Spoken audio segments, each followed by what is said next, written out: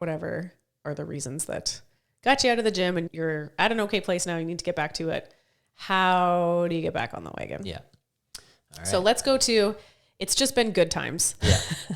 You had fun. Yeah. You know, you got to do that. You got to live a little. Yeah. It's no saying that you shouldn't do those things.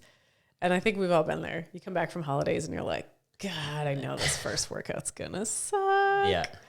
And like we're weird in that when we go on holidays to Maui, we work out more. Yeah. Because that's just what we do. Then I have free time. Then I can, work out as much as I want. But even coming back from that beautiful fresh air and warm climate and tons of oxy level, that first workout back in miserable cold Saskatoon with the dry air, I feel like terrible for the first couple of workouts.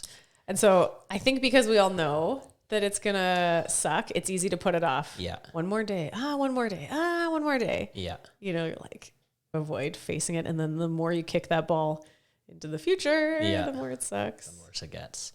So I think the big thing is you just need to do it, right? You just need to pull the Band-Aid off. And I think you have to go in not expecting it to be terrible, but prepared for it to be like, it's not going to go the way you want it to go. And the best way to get around that is just to not worry about the score or the time or the measure or whatever. Win is just showing up that day. Yeah. So go in ready to just scale the shit out of the workout, just move, just be there.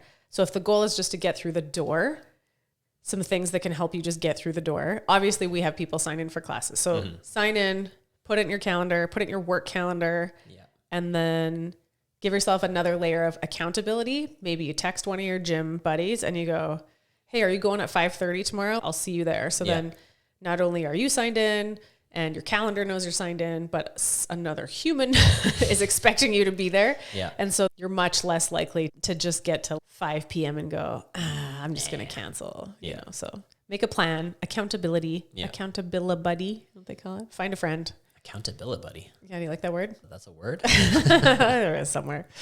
Yeah, take advantage of your tribe, of your community. Tap into that when you need it, which is someone that can help you get back through the door. Get through the door. And then just scale it, right?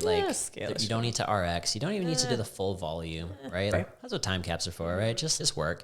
Sometimes treating it more as like an interval style workout instead of a long one, right? If it's a 20-minute AMRAP, don't try to work the whole 20 minutes. Dude, I'm going to work for a minute and I'm going to rest for 15 seconds or 30 seconds or whatever. And I'm just going to get used to working out again. And so if you've been having good times, a little too much fun, drinking too much and eating like shit, I always describe drinking as borrowing fun from the future. Yeah. It's like buying stuff on a credit card. It's like, you got to pay that back at some point. Yeah. You had a good time. And I'm not saying that you shouldn't do those things.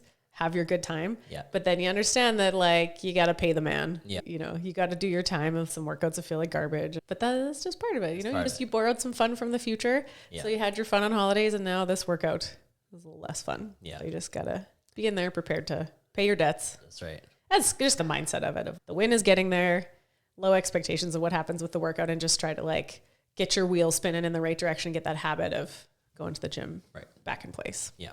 Not a big deal. That one's a pretty easy fix. Yeah. You just got to do it. Just do it. Rip the Band-Aid off. Yeah. Just do it. So the next one's a little bit more difficult. Yeah. So, and this one can happen. I mean, life, right? Oh God, you just get really busy for whatever reason. You're working a ton, you're maybe traveling a ton, or you're away, or people work up in remote places, or maybe not even near the gym, even if you wanted to go, like all kinds of things that can throw your routine for a loop. Yeah. So in those situations, I call them the BTN workouts, better than nothing. Yeah. So if I travel on the weekends about once a month to teach CrossFit seminars. If I've been on an airplane all day and I land in a city and I'm just at a hotel, I'm not going to get myself to a CrossFit gym, or maybe I can't. Maybe there isn't one nearby with a class available. I got like a hotel gym and I'm going to do something by myself. It's not my preferred choice. But if it's that or nothing, then anything I'm going to do is going to be better than nothing. So the BTN workouts, I don't time them. Yeah. I don't care what the reps are or how heavy it is. It's like literally this is better than nothing. Yeah. So if it's been a while since you worked out, maybe you're like, I'm going to do 50 burpees. Yeah. And that's it. I'm going to do 100 air squats. And should you beat yourself up that it's only 50 burpees and not 150 burpees? Nah, doesn't matter. It's better than nothing. Totally. If you're you know, at a stage of life where you're home with little kids, you're going to throw that toddler over your shoulder and do 20 squats. Yeah. Better than nothing. Yeah. Right. Throw a skipping rope in your luggage. Do a little bit of skipping in a parking lot somewhere. Like any of those things. Doesn't have to be a full workout with a full warm up and you know, the best equipment and the best place and all those. Yeah. Got to get rid of the perfectionist tendencies. Yeah. I remember watching Kalipa posting up on social media years ago when his daughter got really sick and they were basically living in the hospital, and he would just post a video of him going into the parking lot of the hospital and just doing a body weight workout, or he'd bring some dumbbells, or he'd have a skipping rope there or whatever, and it was just like him getting it done. Yeah. And it's like, is it ideal? No, of course not. You're dealing mentally with the emotions of your daughter, and you're in a parking lot in a hospital, but it's like you're doing something. Better than nothing. Yeah. And especially under intensely emotionally stressful conditions, like just managing your mental health with moving a little bit, get some happy, you know, hormones going in your brain. That kind of stuff helps tremendously.